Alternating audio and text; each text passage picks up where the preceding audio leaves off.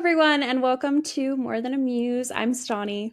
I'm Sadie, and wow, am I so excited for this Same. episode. We have been waiting, and I can't believe we haven't done it yet, but we're finally here.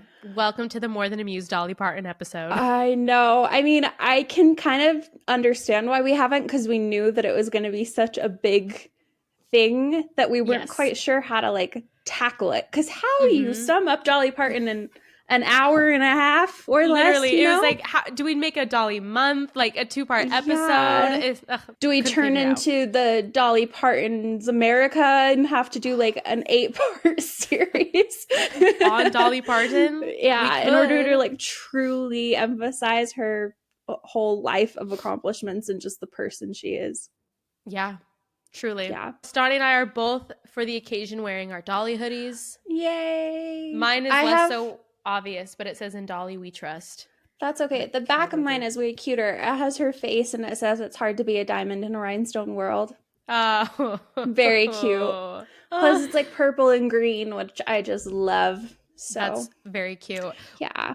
One of my favorite things about moving to Nashville is the fact that, the Dolly love is everywhere.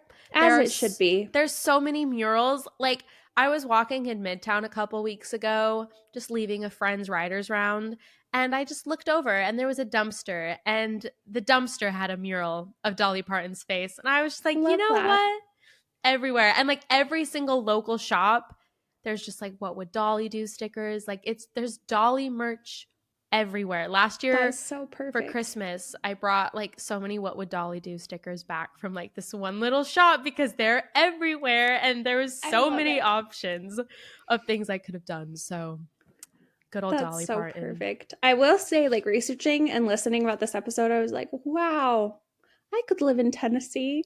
And I've never considered that before in my life. Wow. But he's I listened to a lot of episodes of Dolly Parton's America. Highly, highly recommend. I have not finished it. I definitely will. Because I kept getting so emotional, and it's also a 9-part series. So true. Yeah, no. didn't get there. If you don't know about Dolly Parton's America, it's one of my favorite podcasts I've ever listened to. It's just, it's just 9 parts, so it's not a continuing show. I found it, I think, back in 2017, 2018. Yeah, I think right around the time they did it, right? I discovered it when they were still putting out the episodes. It's so amazing. It, I think, really just shines a light on who she was. It's so in depth. And they actually have interviews with her, which is incredible because he had this weird connection where his dad was her doctor for a day or something. It's incredible. Obviously, listen to our episode first too, but when you're done, go listen to Dolly Parton's America. Yeah, we definitely talk about the fact that our episodes are a kicking off point. This one more so than ever. We did a 2-part Taylor Swift episode. We did a 2-part Beyonce episode. We couldn't just split Dolly into 2 parts. And we don't really have the schedule for that either. And she means so much to us. We brought her up a lot and we definitely will continue to.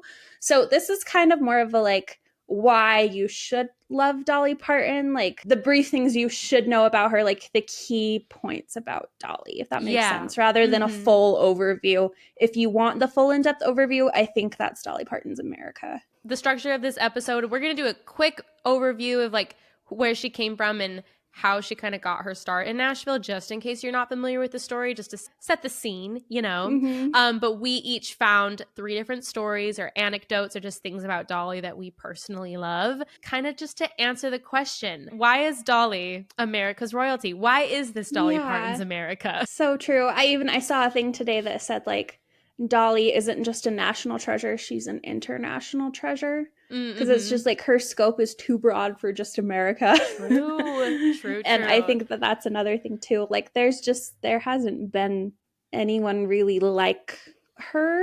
I can't think of a good comparison because she's been there the entire time. It's just Dolly. So very true. I do want to shout out to, we've done one episode that really focused on her. We did an episode about 9 to 5, where we talked about the movement that inspired the movie, and then we also talked about the Broadway musical. She starred in the movie 9 to 5 and then also wrote the song called 9 to 5. So there's a lot of Dolly Parton anecdotes in that episode. Some of my favorite stories about Dolly Parton are involving 9 to 5, but I didn't want to be redundant, so I didn't include them in I didn't this either. episode, but definitely go listen to that episode. And also, it was a cool episode because you kind of get the whole context of the movement, and it's a crazy thing. I loved it. There's so much. That was a wonderful, wonderful episode. I think it's one of both of our favorites. Just talking about the movement and the movie and the song. And there's a book that came out, I think, last year that goes more into depth on it. And then there's also the documentary. So there's just so much. Like, yes. Anything else? Or should we just dive in? I can give the brief. Yeah. I can give the overview if you'd like. Yes, okay, please. Cool. Dolly Parton. Full name, Dolly Rebecca Parton. So she was born January 19th of 1946. She, obviously, singer, songwriter, actress, is known for her decades-long career in country music. She achieved success as a songwriter for others as well as herself. Her debut album in 1967 was Hello, I'm Dolly, which led to success during the remainder of the 1960s, both as a solo artist as well as a series of duet albums with Porter Wagoner, who she was in a show with him for a long time that really boosted her career. And then her sales continued to peak into the 70s, continued into the 80s. 90s and 2000s, her career kind of waned a little bit, but she came back. She always comes back. Which, I know. You know what? Okay, pausing. Stauney and I discussed before we did this episode that we feel like a lot of this is going to be gushing. Are you talking about Hannah Montana at all? No, because I was a PBS kid, remember? Oh, you were a PBS kid. I can't. Okay, I wanted to make sure that you weren't covering it before I did, because this isn't included in one of my three stories I'm talking about. But I think that was like such a cool thing that she did, was by being involved with Hannah Montana, and she is just Miley Cyrus's godmother, so it's not like, wasn't a hard sell, I'm sure, but like the way she was able to be reintroduced to like the younger kids through Disney Channel as Hannah Montana's godmother. Oh, come on. Like, just, I don't know. I think she's just like found a way time and time again, reappeal herself to generations, and just the opportunities that she's had to like share and be like, this is who I am. And I think it's just cool how like different generations catch on that. You know what I mean? Like that's kind of like a unifying thing. And that podcast really talks about that a lot, is that she is like a unifier between different demographics of age, race, and like all different politics and everything. Like, oh yeah, that's another big one, is politics. Yeah, she's huge on that. Like probably the queen of bipartisan politics. I don't think anyone's been able to do that as well as she has, and I think it's a strength. I think a lot of people view it. We'll talk about it more, but like, because I have some of that in mind. But yeah, I think it's also funny to see that like there's people that have been introduced to her gradually somehow without even the Hannah Montana introduction. Like in the Dolly Parton's America, he was talking about how he doesn't think that can be all of it because it just doesn't seem like it's big enough. And I've often wondered, it was like, how did she suddenly just become this like, and I think for me, a lot of it's been like headlines. Like growing up, and then it's like, well, Dolly Parton does this. And it's like, oh, Dolly Parton just did this. And it was like anytime anything wrong was going on in the world, like Dolly Parton was there just like fixing something. That's true. Like she's more money. She's there. Like she's always on the scene to like see what she can do to help. And like she launches a product and everyone's like, oh, of course, like we needed that long or something. Like she's just like this beacon of just like a wonderful person who just lives what she stands for, and it just like shines so much. And when you talk about like a lot of things in Hollywood and how people view it as like very toxic in the music scene, like I feel like she's one of those people who's been able to continue to be herself and like really be that like beacon of light in the industry.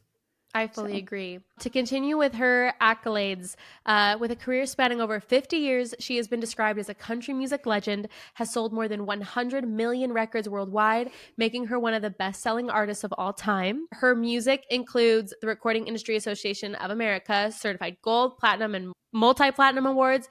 25 singles reached #1 on the Billboard country music charts, a record for a female artist that's actually tied with Reba McEntire. Fun fact. Love it. 44 career top 10 country albums, a record for any artist, and she has 110 career charted singles over the past 40 years. She has composed over 3,000 songs, including I Will Always Love You, a 2-time U.S. country chart topper, and an international hit for Whitney Houston, Jolene, Coat of Many Colors, and 9 to 5. And then as an actress, she starred in multiple films, including 9 to 5, The Best Little Whorehouse in Texas, for which she earned Golden Globe nominations for Best Actress. And then she also played in other movies as well. She's received 11 Grammy Awards and 50 nominations, including the Lifetime Achievement Award, 10 Country Music Association Awards, including Entertainer of the Year, is one of only 7 female artists to win the Country Music Association's Entertainer of the Year. She has 4 People's Choice Awards, 3 American Music Awards, and she's also in a select group to have received at least 1 nomination from the Academy, Grammy, Tony, and Emmys. Which, like, Gotcha. not EGOT status, but like nominations for him. Yeah, the nominations for one in each category is incredible as a feat on Definitely. its own. In 1999, she was inducted into the Country Music Hall of Fame. In 2005, she received the National Medal of Arts, and in 2022, she was nominated for the Rock and Roll Hall of Fame, which was we'll talk about it later, I think. Yeah. Which is a nomination she had initially declined, but ultimately accepted and has since been inducted. Can you imagine walking into her house? And there's probably a room with just awards. Yeah. Right? Like, oh my gosh. There's the accolades. There's so many. It was like a tongue twister. Like, go, go, go. You gotta stop, take a breath. And that's the funny part is this isn't even the end of it. Like, her most recent album came out this year. Like, she's still going. We've got a lot more Dolly, thank heavens. So as far as where she came from, she was born in a 1-room cabin on the banks of the Little Pigeon River in Pittman Center, Tennessee. She was actually the 4th of 12 children, born to Abby Lee Caroline and Robert Lee Parton Sr. Her father, who was just known as Lee, he worked in the mountains of East Tennessee, first as a sharecropper and later tending his own small tobacco farm and acreage. He worked construction jobs, just really anything he could to supplement the family's and the farm's really small income. Another thing to know is that like her father was like illiterate, so he didn't know how to read. And I know you're going to kind of talk about how that kind of went on to become, I guess, not a significant thing. But like if they were like poor. Yes. Very, very poor. 1-room poor. cabin. Father is illiterate. Like, yeah. 12 children. Like, she's often commented that he was one of the smartest people that she had ever known, though, in regards to business and making a profit. And I think it's really sweet because a lot of the times you'll hear that, like, so much of who she is and, like, what she knows and how smart she is, she does credit to her father and her mother, which I think is very sweet. Her mother cared for their large family. Her 11 pregnancies, the 10th was actually twins, in 20 years made her a mother of 12 just by age 35. Oof. I'm sorry. That's... I know. Oof. I know. But she credits her musical abilities to her mother, who was often in poor health, but she still managed to keep the house and entertain her children with Smoky Mountain folklore and ancient ballads. When Dolly was a young girl, her family moved from the Pittman Center area to a farm up nearby Locust Ridge, where I think most of her cherished memories happened. And today, there is a replica of that cabin that resides at Parton's namesake theme park, Dollywood, which I have the pleasure of talking a little bit about Dollywood later. But so yeah, just very, very humble beginnings. 1-room cabin in the middle of the Smoky Mountains with a huge family. But she began performing as a child, singing on local radio stations, television programs in the East Tennessee area. She was appearing on the Cass Walker Show, just different radio shows in Knoxville. And all I think I read something that said she was basically writing songs by age 4. Like, she would make up little songs about her dolls and her mom would write them down for her. Like, she literally came out of the womb songwriting. Ready to write some songs. Yeah. At 13, she was recording the single Puppy Love on a small Louisiana label called Gold Band Records and appeared at the Grand Ole Opry, where she first met Johnny Cash, who I guess encouraged her to follow her own instincts regarding her career, which is beautiful. She graduated from Sevier County High School in 1964, and apparently she moved to Nashville the very next day. And her initial success came as a songwriter. She signed with Combine Publishing shortly after her arrival. There were a couple different, like, there was a whole lot of details I could go in here as far as like what actually broke her career. There was like a mention of she got a record deal and they wanted her to be a pop girl. And then she was very set of like, no, I'm country. And so finally they released her first single, which was called Dumb Blonde, which is actually interesting that she actually didn't write that song, but she did record it. But it reached number 24 on the country chart in 1967, followed by Something Fishy that went to number 17. And then those are the two songs that appeared on her first full-length album, Hello, I'm Dolly. And the rest is history.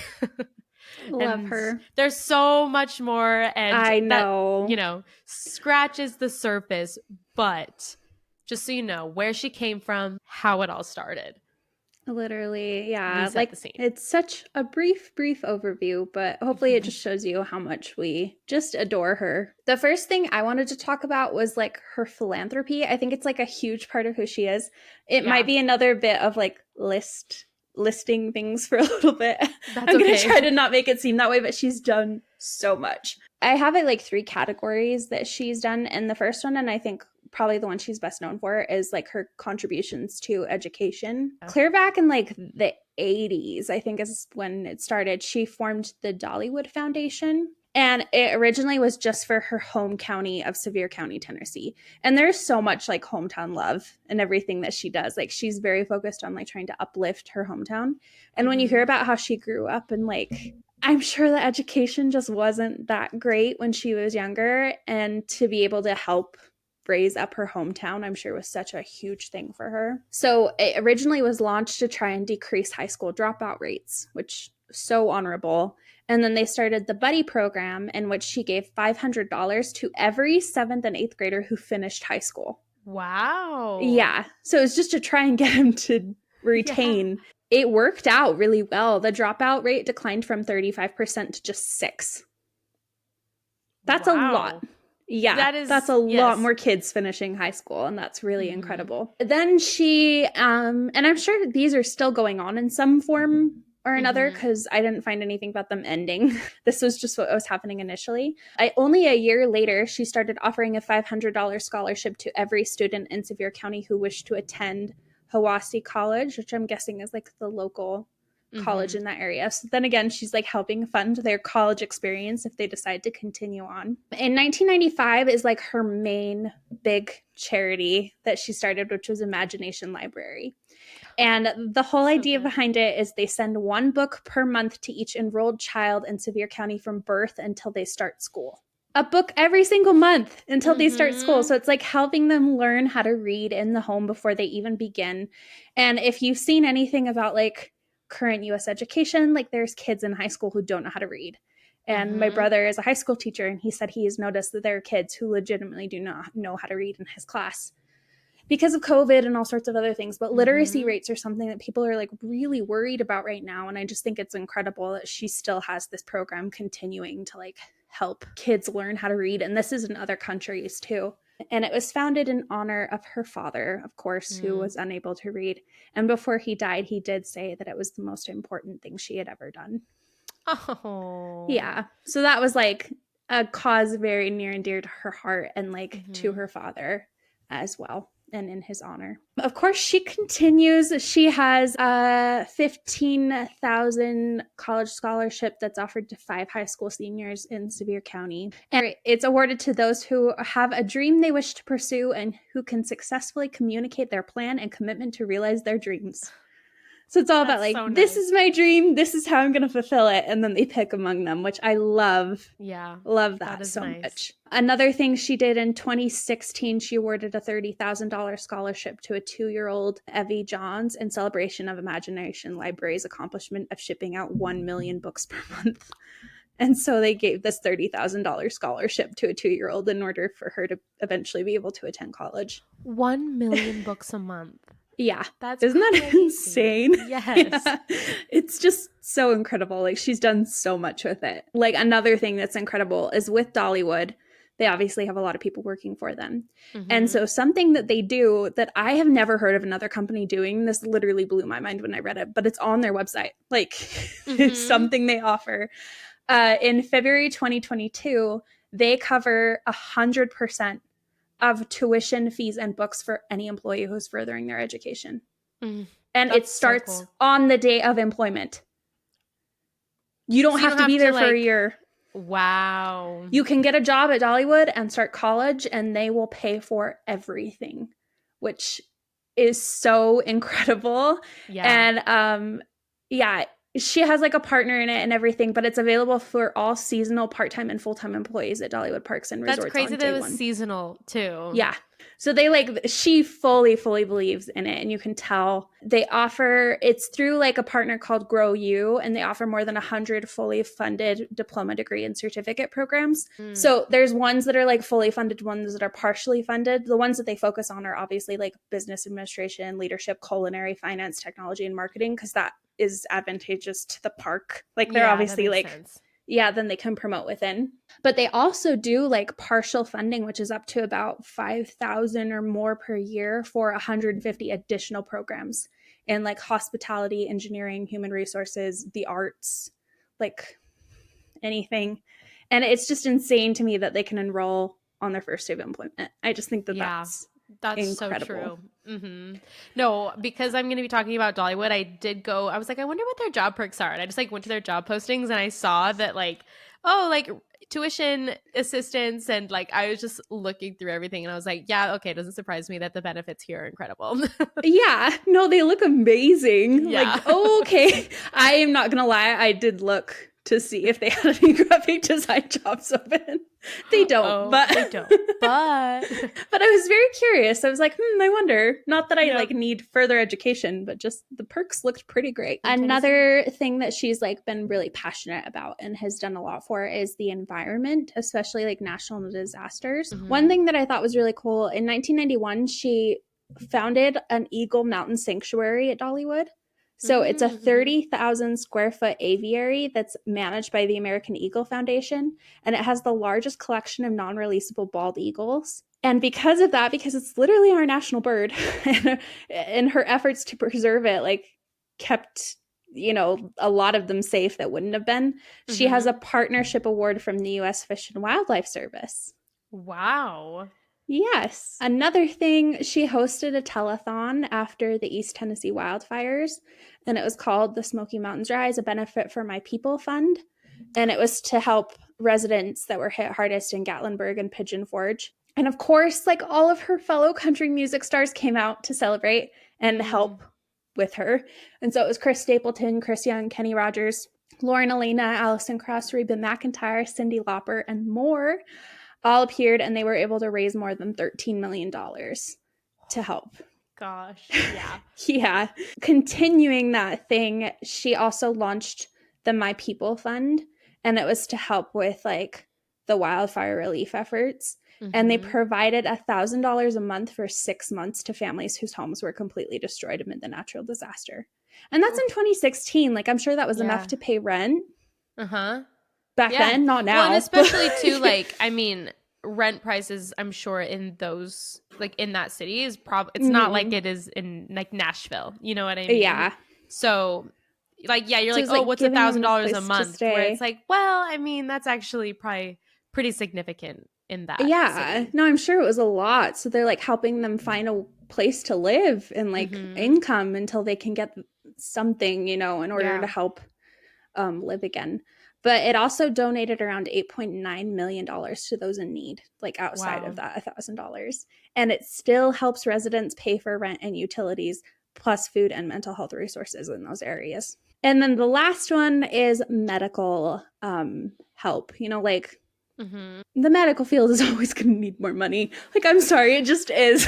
Like, there just never seems to be enough. She did a benefit concert for a new Sevier County hospital, once again in that hometown county. The concert raised $500,000, like $500,000, and both the Dollywood and Parton's Dixie Stampede Dinner Theater pledged $250,000 each to the project. So it ended up being a total of $1 million. Wow. And LeConte Medical Center, the new hospital and cancer center in Sevier County, opened in 2010, and it also features a 30,000 square foot Dolly Parton Center for women's services. Oh, I know. I love that. Yeah, that's so cool.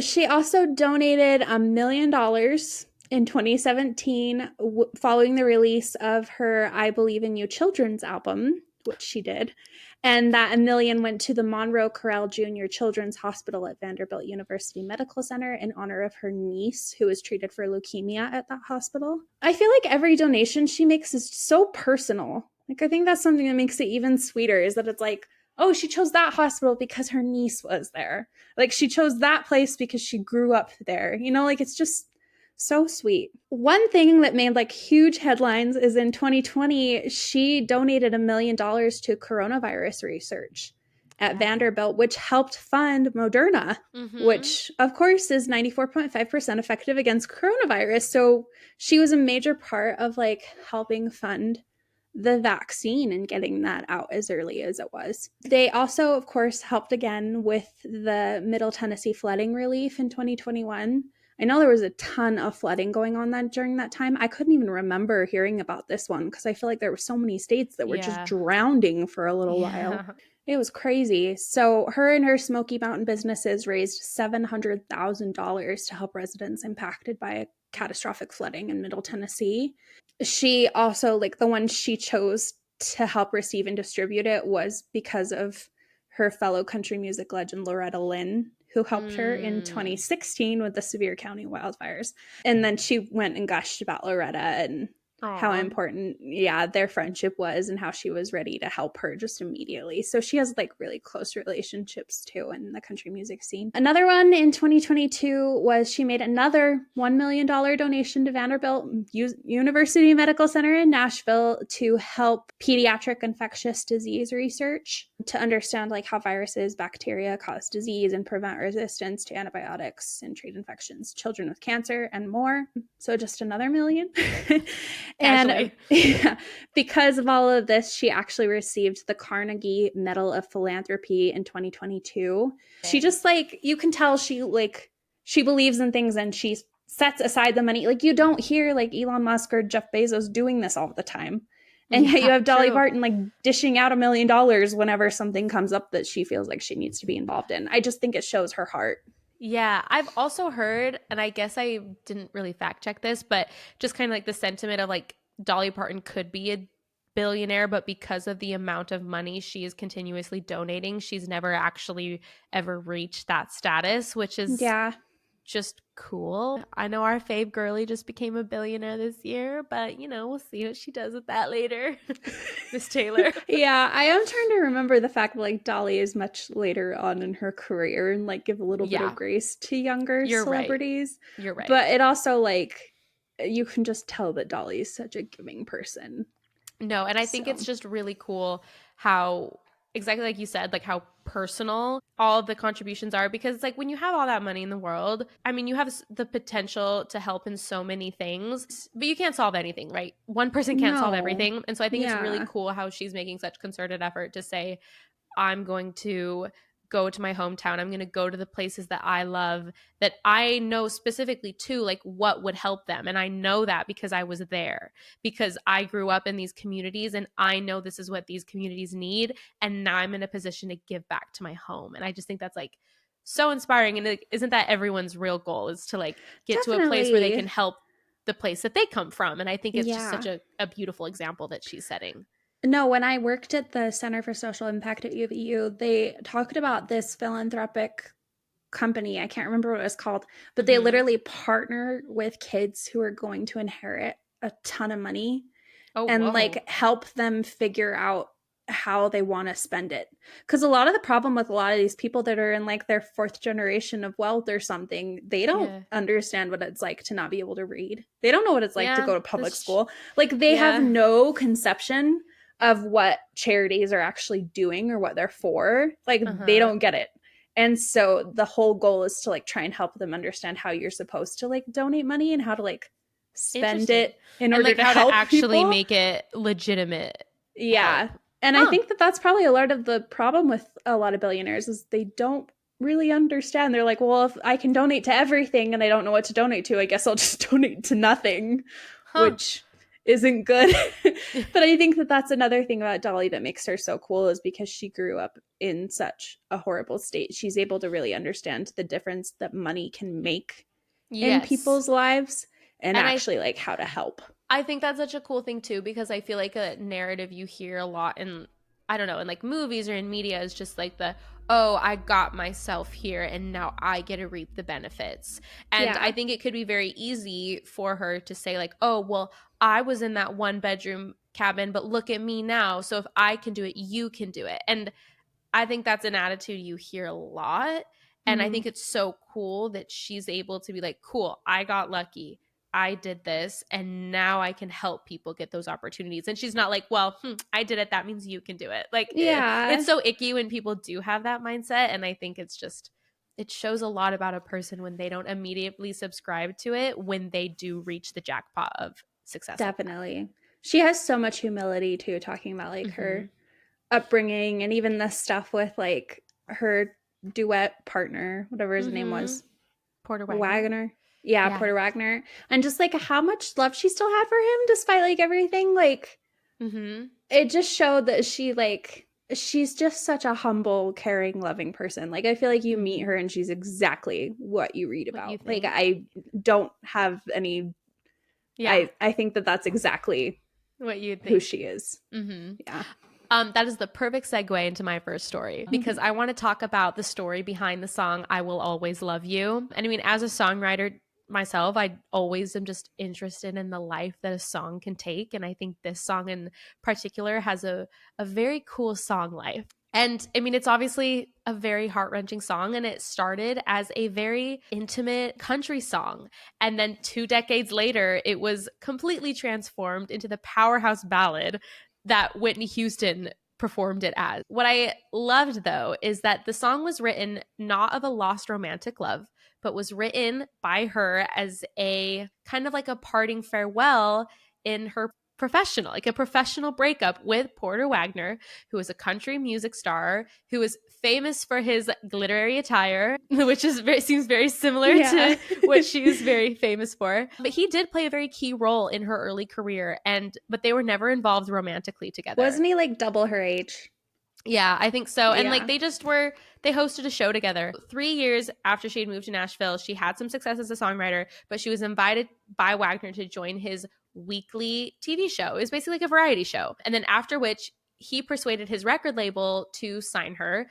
And then the first single was a cover of Tom Paxton. The Last Thing on My Mind was actually a duet with Wagner, and it reached the top 10 in early 1968, and it marked the start of just a stream of hits for the pair. But eventually, she quit the partnership to pursue her solo career, and she quit that partnership in 1973, and I love this. She later recalled asking herself, how am I going to make him understand how much I appreciate everything but that I have to go? I thought, well, what do you do best? You write songs. So I sat down and I wrote this song.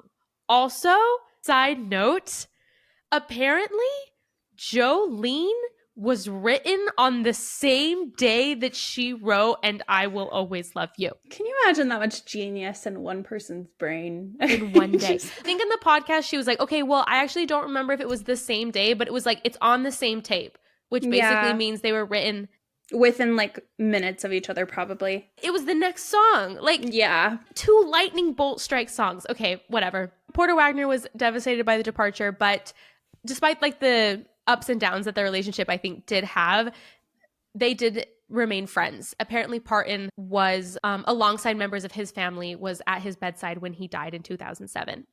I was gonna mention, actually, she bought his publishing company and gave it back to him when he was about to lose it. Because later on in his life, like this is one of my favorite things, and I was like, oh my gosh, because he kind of like crap talked her for a while after, because some stuff happened, some other people left, he got really bitter about it, and his career was kind of winding down while hers was skyrocketing. Jealousy, like human emotions, and he was gonna lose his publishing company, and so she bought it because she had the money and then gave it back to him for free as a gift, and was just like, thanks for everything you did for me. I forgot that story. That's crazy. And I was like, at this point they weren't even reconciled. Like, he still kind of was saying that he hated her guts, and then she's like, here's your publishing company, no strings attached, like, just thank you so much.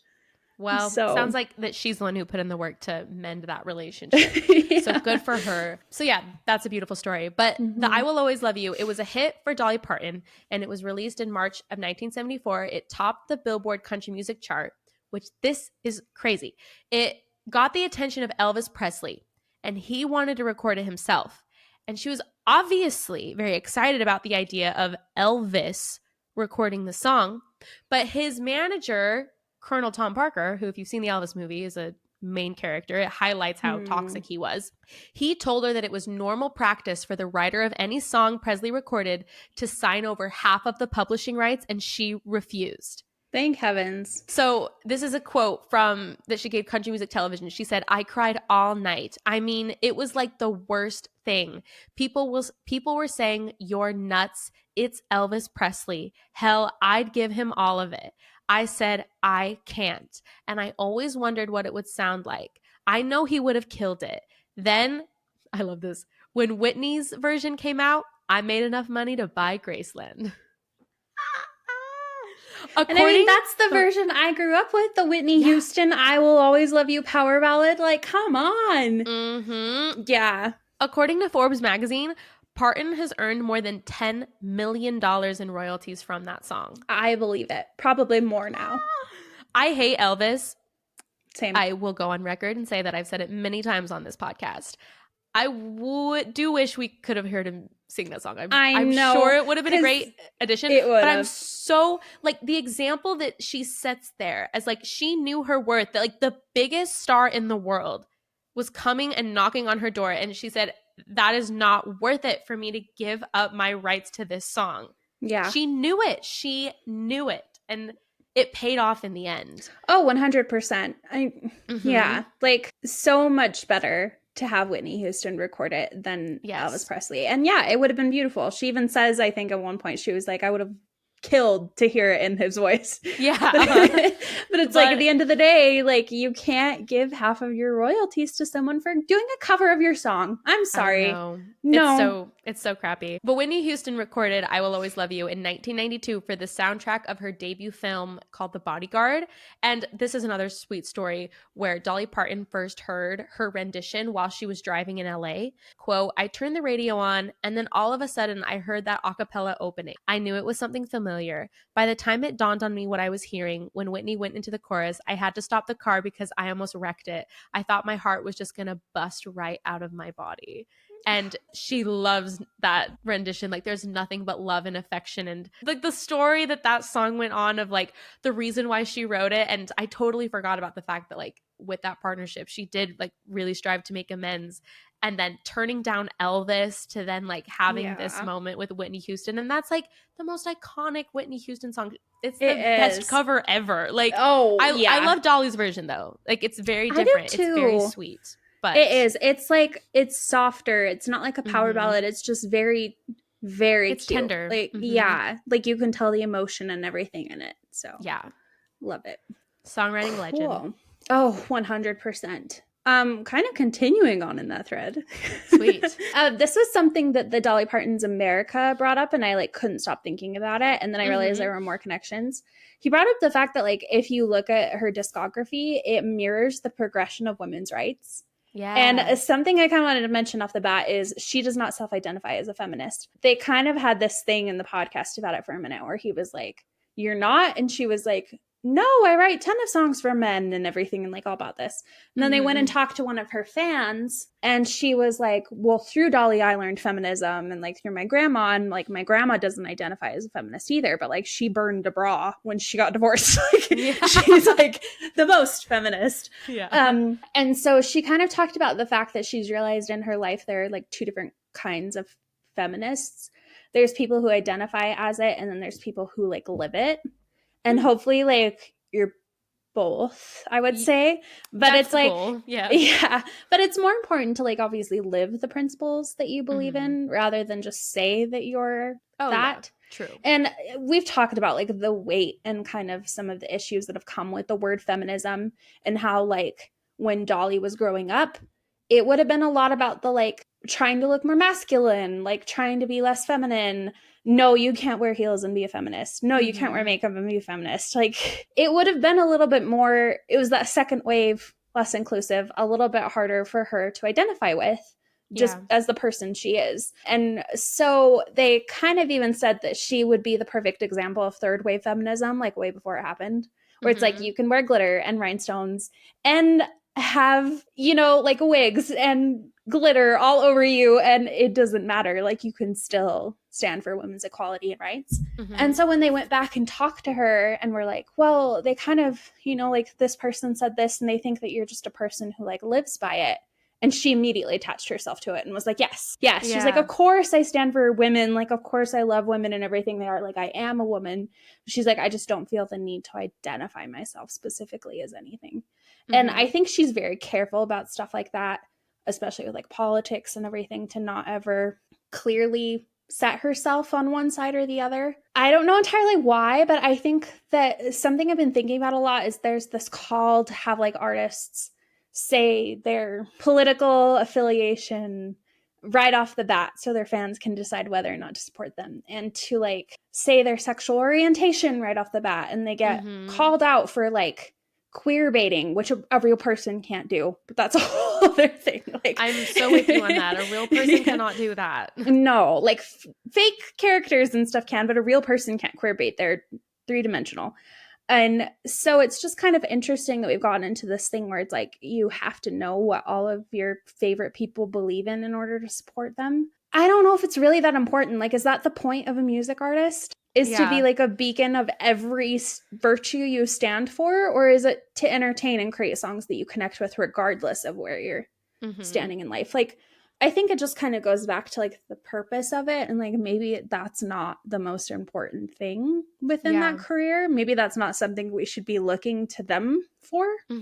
So I think it's just interesting that she's been able to do that. And if you look at her songs, it really does mirror women's rights and like her growing up and becoming more aware of things. And like, just with the stuff she's been involved in, I think you can tell she fully believes in liberating women, and it's just lovely. So one of the first things is they talk about, they called them like her sad ass song period.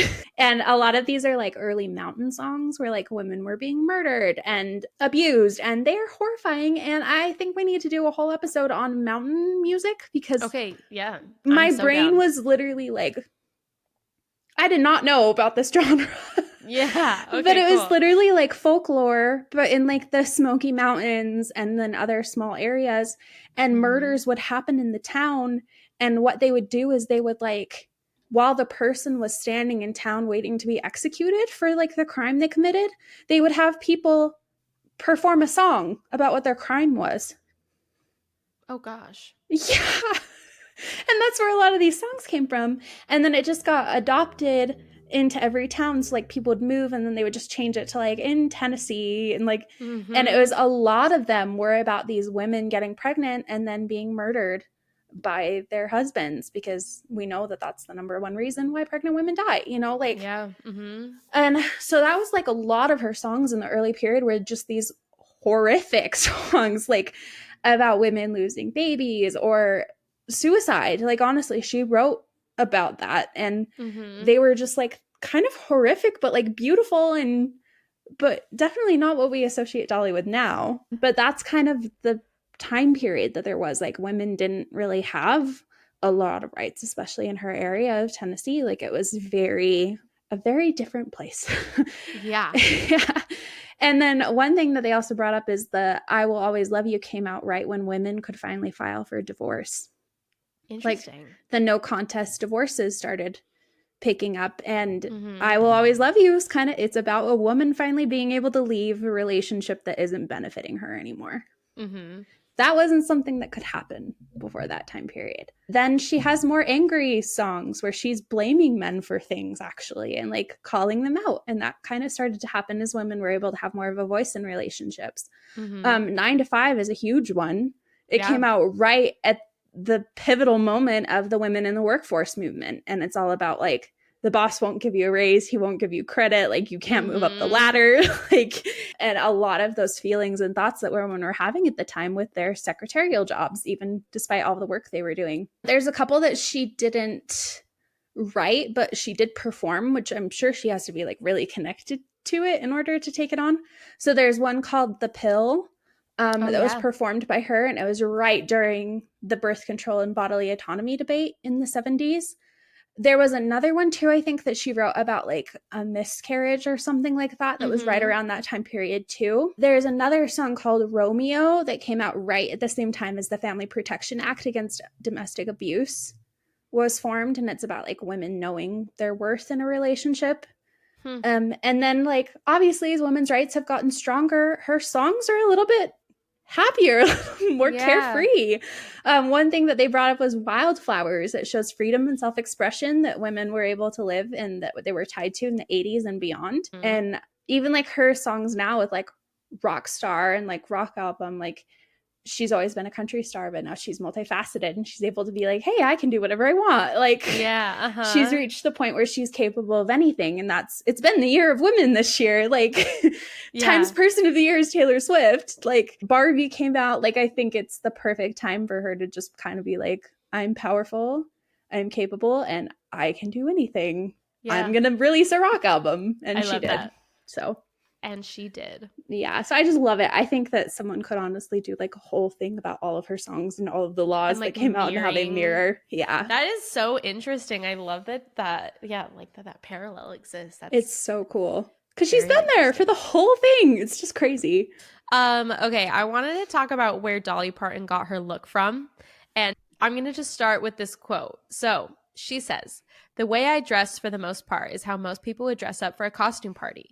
Continuing, "It would scare most people to death to look this cheap or hoary, but to me, I'm comfortable. The way I look was really a country girl's ideal of what glamour was. I patterned my look after the town tramp.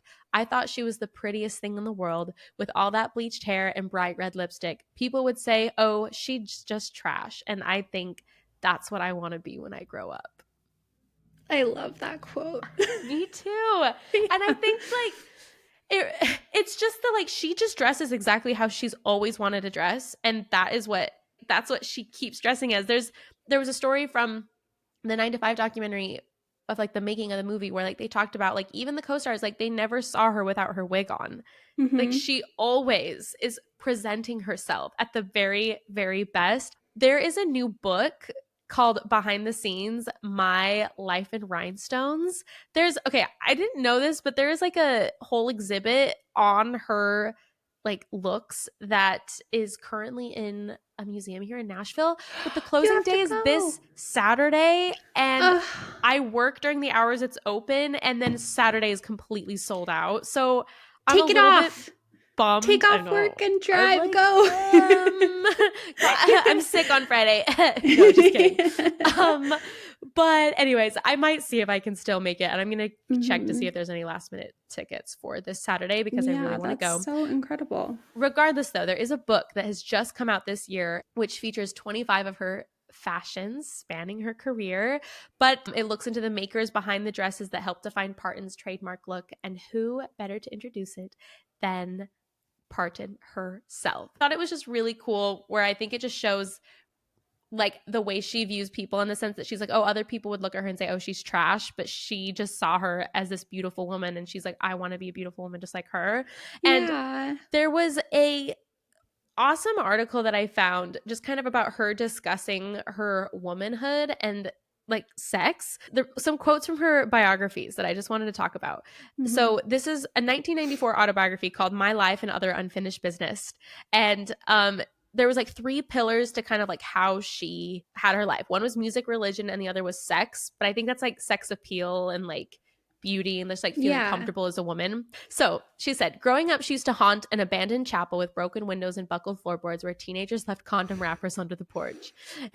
There was a broken piano and dirty drawings on the wall. In that space of music, sex, and God, Parton wrote that she experienced a spiritual epiphany that it was all right for me to be a sexual being, which I like love that, because I think that like, especially as like someone who did grow up very religious, like that's something that I struggled with a lot. And I think it's just cool that she had that self-actualization so young. And I think that you can just like see that so clearly, that she was so confident in that, and what an example of that she is to women. Yeah.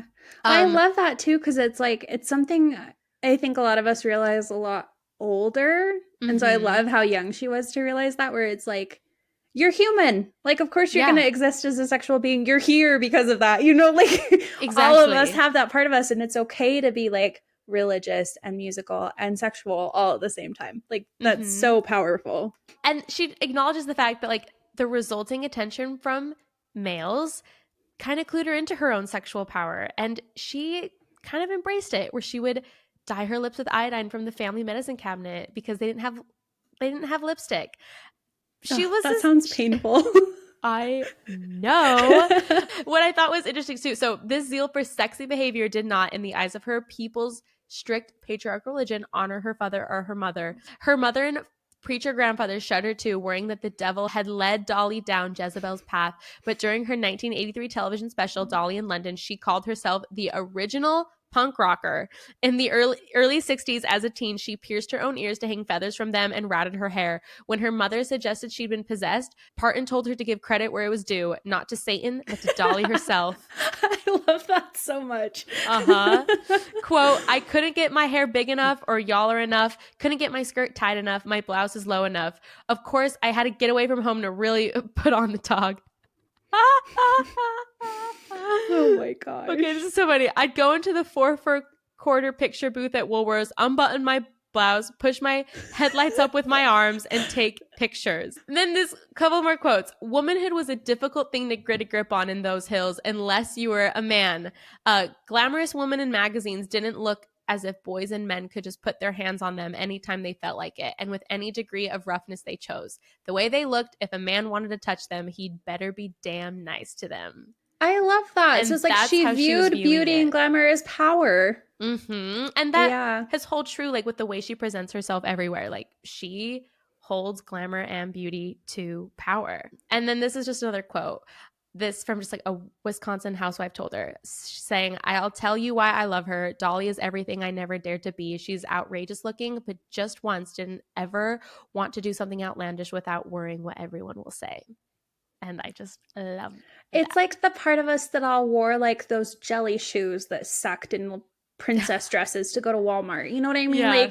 Like the 7-year-old in you that wants to just wear a feather crown and a boa and be a princess. Like she just let that part of her exist forever. And it's so brave. I think that like you made a TikTok about it on our More Than a Muse TikTok, follow us, but about like the whole like Dallas Cowboy, how she came out dressed in exactly what the cheerleaders were wearing, and there was like a tweet of like, oh, should a 70-something-year-old woman be wearing this? And it's like, why not? Like, she looks great, you know. And I think it's just cool that it's so consistent with how she presents herself in the world. So ironic to me that it's like no one had a problem with the 20-year-old girls wearing it. But then the minute Dolly does, then it's an issue. And it was just like, why? Whatever she wants. Yeah. I mean, not everyone has to dress the way that Dolly does. I will say that. No, but I think like everyone will finds power in their own. It's like kind of just letting yourself find empowerment in who you are and like not doing anything that you don't want to, you know, like kind of just letting it be a part of you no matter what anyone else says. Love that so much. Cool. Okay, we're going to talk about Rockstar. Yes. Yeah. I loved this quote. It said, all it took was some skepticism to propel Dolly Parton to write a rock album. So what happened is in 2022, the Rock and Roll Hall of Fame nominated Dolly Parton to be like an honoree, you know, be like inducted into the Rock and Roll Hall of Fame. And she declined it. She actually put a post up on her social media. I went and found it, but it basically just said that like, she didn't think her career befitted that of like a typical rock star. She had a country career and she's already been inducted into the Country Music Hall of Fame. And so she was just like, I don't think I'm worthy. Yeah, like I'm worthy of this. But then she kind of said that like, I've always wanted to do a rock album. My husband's a huge rock and roll fan. He's always told me I should do one. And so I hope that I can release something that will befit me of like being a typical rock star, and then I can be worthy of this induction. And so later she actually acquiesced and accepted the induction and basically promised, like, I'm going to prove myself. Like, yes, you can induct me. I'm going to release a rock album. And she did. Like, yeah, she just barely. Okay, a couple weeks ago on our podcast, there was an ad for the Dolly Parton Rockstar album. So if you heard that, we didn't do that on purpose. It was just gifted to us. But I'm happy it happened. Yeah. And it just kind of shows that, like, anyone who doubted her, like, a country queen can readily morph into a rock and roll empress. And so, like we said, she's 77. And she spent the past year not only recording a wallop of an album, it's 30 songs on an album just titled Rockstar, which I love. But she also recruited a lineup of musicians across generations to join her in covers of their hits. So she got Pink, Peter Frampton, Joan Jett, Judas Priest, Rob Halford, the two living Beatles, Paul McCartney and Ringo Starr. Yeah. And of course, all of them accepted. Why would you say no? Yeah. And to do all these covers with her, a lot of the album was recorded in separate locations, of course, because they had so many people in different places. Yeah. She did sessions in the studio with Hart and Wilson for Magic Man, Blondie's Debbie Harry for Heart of Glass, John Fogerty, As Long as I Can See the Light, and Stevie Nicks for the original song, What Has Rock and Roll Ever Done for You, which I have listened to, absolutely adore it. And fun fact, it is now the biggest album charting of her career. Wow. Yes, it actually made it up to the top 3, which she's been in the top 10 before, but she hasn't been into the top 3. And the reason she didn't make it to top 1 was because of Taylor Swift and Drake, which they've been in an eternal battle of back and forth for the whole year. So, truly. Yeah, but it was just incredible that, like, it's her biggest album charting. The photo shoot was incredible. She went with leather and pink, and it's perfect. We follow her on Instagram, and it's just been an absolute delight as she's released singles and the album. And I just love that all it took was, like, a nomination that she didn't think she was worthy of for her to be like, fine, I'll make sure I'm worthy of it. Yeah, which, like she felt the need to prove it. But I thought it was cool that she's like, nope, and then just was like, cool, then I'll do this. Yeah, she's like, I'll prove that I can be worthy of this, then I can feel good about it, and I don't feel weird about it. And I think that also just shows, like, her integrity, her humility of the whole thing, to be like, yeah, I don't feel worthy of that. Let me prove that I can be. So this is also a plea to all of you to go stream Rockstar, because gotta support Dolly. Yeah. Plus, like, the Beatles, Debbie Harry, Stevie Nicks. Like, oh my gosh. Yeah, I know. It's fun. At work, we were, like, listening to it earlier this week. Just listening to all the covers that she did with all the icons. It's amazing. She's got Sting on there. It's just incredible. Okay, well, I'm going to talk about Dollywood, which just the fact that it exists is enough. Like, I'm done. Like, there is a theme park called Dollywood. That's all I need to say. But in case you don't know what Dollywood is, so it was actually first known as Rebel Railroad. So it was a different theme park at the time. And the tourist attraction included a coal-fired steam engine, a general store, a blacksmith shop and saloon. So very wholesome, you know. It changed to Gold Rush Junction in 1970, then became Silver Dollar City in 1976. Then in 1982, during a Barbara Walters interview, Dolly Parton, I guess, expressed an interest to open a theme park in her hometown. And the family who owned Silver Dollar City, they were listening. And so in 1986, they suggested a partnership, and that park became Dollywood. And it's been around since 1986. So it's a theme park that is jointly owned by the Hershend Family Entertainment, I think is how you would say that. And then, of course, singer-songwriter Dolly Parton. Can you imagine that family? Yeah. Like, I'm sorry, like, they were probably just, like, barely kind of getting by with their little Silver Dollar City, or maybe they had a few other parks, but, like, nothing near what I'm sure they've got now. Yeah. Where it's like, oh, Dolly Parton wants to open a theme park, and where we have a theme park? Wait a minute. Okay. I have an idea. Yeah. And it's located in Pigeon Forge, Tennessee, or I guess right outside of Pigeon Forge, Tennessee, in the Great Smoky Mountains, has nearly 3 million guests in a typical season from mid-March to the Christmas holidays. And it's the biggest ticketed tourist attraction in Tennessee. Obviously, I mean, you talked a lot about her philanthropy.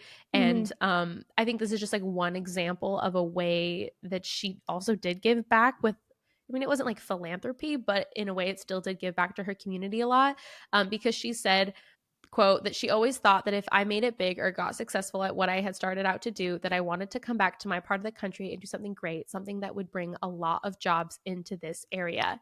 And yeah, apparently it has 4,000 people on its payroll that makes it the largest employer in that community. So not only has she just like given money, and she like also does, I mean, you talked about like the different education ways that she helps. It's great. Some little just like fun little things that are at Dollywood.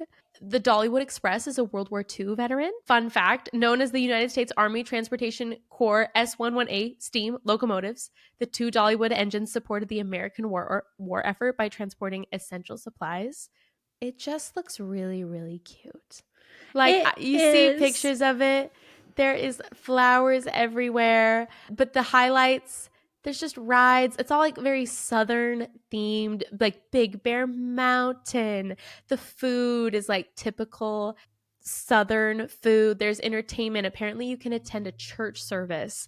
There's also, like I think I mentioned it earlier, there is a one-room cabin, which is a replica of the place that she grew up. Also, this is just a side note, like I mentioned, I did check the job postings because I was curious. And the first thing that it says is that able to display and live out, lead with love qualities, strongly rooted in the Dollywood company culture by being patient, kind, trusting, unselfish, truthful, forgiving, dedicated, and accountable. Oh, I love it. I think that's so nice. I also wanted to mention, for anyone that lives in Tennessee, apparently they have like a huge Christmas event. They call it like America's best Christmas event for more than a decade, but it's called Smoky Mountain Christmas, and there's more than 6 million lights and dozens of Christmas trees, and they just have this huge Christmas light show, and it's Dollywood at Christmas time. It looks magical. I mean, I now live only like 3 to 4 hours away from Dollywood. You gotta make the trip. Yeah, gotta make the trip here soon. If you ever want to fly out, we'll go together. I know, I want to go so bad. I mean, just the fact that there's a theme park that just exists called Dollywood, like that's right enough for me. I love it. Another little side note is that there was a sheep, just a sheep named Dolly, that was a female Finn Dorset sheep, and the first mammal that was cloned from a cell. Very creepy to me, but holy cow. But it was done during the process of nuclear transfer from a cell taken from a mammary gland. I'm saying that like I know what that means. I don't.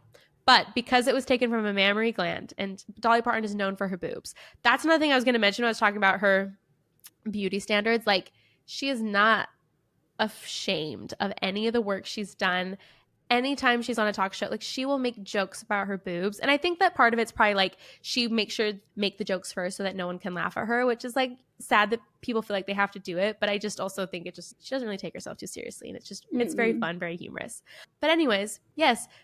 Quote from the doctor who was a part of cloning the sheep: Dolly is derived from a mammary gland cell, and we couldn't think of a more impressive pair of glands than Dolly Parton's. And apparently Dolly Parton invited the sheep to come live in Dollywood, but unfortunately I think the sheep passed away before that could come to pass. Yeah, but I don't think cloning still would relevant that far back, and if the sheep had lived. Like, correct. We're not very far along in our cloning processes. I guess not, but this happened all the way back in 1996, which is horrifying. I remember reading about it in school. Like, it was in like a textbook or something. It was like the first cloned sheep was named Dolly, but they didn't explain why, and that makes sense now. Yeah, like, it's actually because Dolly Parton's boobs are huge, and they got it from a mammary gland, actually. Oh gosh. I had a few little like quick one sentence facts I just wanted to share at the end. The things that she's famous for. Like, she lost a Dolly Parton lookalike contest. So funny. To a drag queen, I think, which is even funnier. She said she didn't get hardly any applause when she walked across the stage, even though it was her. And she's not the only star to ever have that happen. Like, it's happened quite a few times, so it's just funny. That's so funny. There is actually a Sesame Street parody puppet named Polly Darton that helps kids learn how to count, which I think is very fitting in with her educational philanthropy. Like you mentioned, she is just so witty and like constantly poking fun at herself. And one thing that she's very known for is like quips about her looks. And one of her most famous ones is, "I'm not offended by all the dumb blonde jokes because I know that I'm not dumb. I also know that I'm not blonde." Yeah. Going back to she always has a wig on. Yeah. And so that's one of the most famous ones. Another one I saw is that they talk about like her hair, and they'll be like, "Oh, how do you do your hair?" and all this. And she'll be like, "I don't know. I'm not there when it gets done." Because it's a wig. Yeah. So she's written over 3,000 songs, which is double the number of black bears that inhabit the Great Smoky Mountains National Park. Nice. That's a lot of songs. That's also a lot of bears. Yeah. Yeah. She can play 10 instruments, and she listed some of them on the podcast and was kind of like discounting it, where she was like, "Oh, that's like a mountain instrument or something." And I was like, that's still 10 instruments. No. Yeah. But it's like jaw harp or like different things like that. Like, I don't think that was one of them, but just like some of those old backwoods Tennessee instruments. When Nelson Mandela was actually imprisoned, he requested Dolly Parton's music from his jail cell. Wow. Whenever she's asked how she'd like to be remembered 100 years from now, she trots out one of her best Dollyisms, which I wanted to mention. Dollyism is actually a word, and it's for things that she says that she's remembered for. There's so many great Dollyisms. Yeah. And she said, "I want them to say, 'Doesn't she look good for her age?'" Oh. I love it. Yeah. Amazing. In 100 years from now. And I just want to say, I hope that she is also still here. I hope I get the pleasure to say in 100 years, wow, she looks great for her age. Yes. I hope I'm still here too in 100 years. Goodness. Oh, valid. Or maybe I don't. I don't know. I don't think I want to be 126. Anyway. And one last thing I wanted to end with is a lot of people have commented on the fact that she's still so mysterious. There's been a lot of like questions about her arms have been covered a lot recently, and people are like, "Oh, I wonder if she's got like sleeves of tattoos or something. That's why she covers them." And she does say she's had a few tattoos. Of course, there are butterflies to cover the different scars and stuff, but she's able to manage like this mysteriousness despite her star power. Like even her husband, she's been married for more than 50 years to one man, no divorces or anything in sight.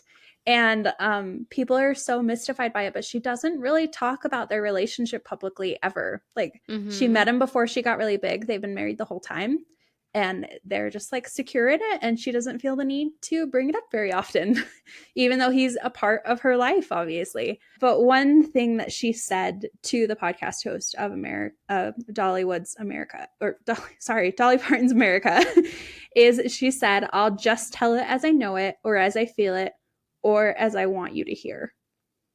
And I thought that was kind of great, that like she's 5 decades into a career, and yet she's able to still keep things that she wants to secret and yet be so open about so many other things. And I feel like that is the magic of Dolly Parton. Absolutely. That is truly the magic of Dolly Parton. Oh, yes. This has been the most fun episode to record in a while. I feel like I've been smiling the entire time, but I just love her. Me too. Yeah. Also, I mean, like, it's not a holiday episode, but like, what was more fitting for December than an episode on Dolly Parton? Yeah, we chose her for a few reasons. She's got Christmas music. She's got the Dollywood Christmas celebration. Plus, it's just happy and lovely and perfect. So, yes, yeah. Absolutely. Well, thank you, everyone, for joining us today. I hope you learned something new. Hope you have a new Dolly fun fact that you can pull out of your pocket, tell everyone you know, tell people at Christmas Eve dinner all about Dolly Parton. And I think that's it. I think anything else we need to cover? No, I think it's just the perfect bonding topic. Like we talked about, she crosses politics, generations. That's like one thing everyone can agree on generally. Yeah, we all love Dolly Parton. Yeah. I am even selling in my Etsy shop Dolly and Reba 2024 for president shirts. Because that would be great. They'll never do it, but it would be great. I would vote for her, hands down. Amazing. Yeah. All right. Well, we will be back next week with another Forgotten Woman artist to give it away, to hint at it. I'll be covering the woman who hit #1 on Billboard this week. Ooh. So Well, leave a rating review. Follow us on Instagram, TikTok. You can watch us on YouTube, and we'll be back next week. See ya. Bye. Bye-bye.